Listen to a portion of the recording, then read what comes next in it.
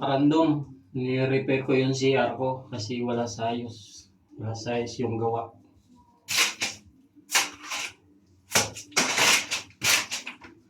Iniskwalahan ko bago sila lagyan tatiles ko itong CR ko. Bala ko kasi hindi ko na to siya gawin na bakbakin ko na lahat. Ililipat ko dun sa likod yung CR na to.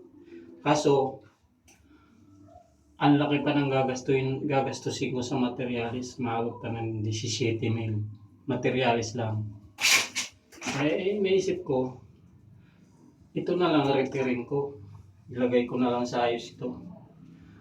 Kasi mas malaki yung gastos pag panibagong CR. Ito, naisip ko, yung bibili ko ng bakal, hollow block at saka buhangin at saka simento doon, dito ko na lang gagastusin. Mas makakatipid pa ako. Materialis lang yung gagawin ko dito. Tiles saka simento, buhangin lang. Yung bibili ko ng hollow block, dito ko na lang gagastusin lahat.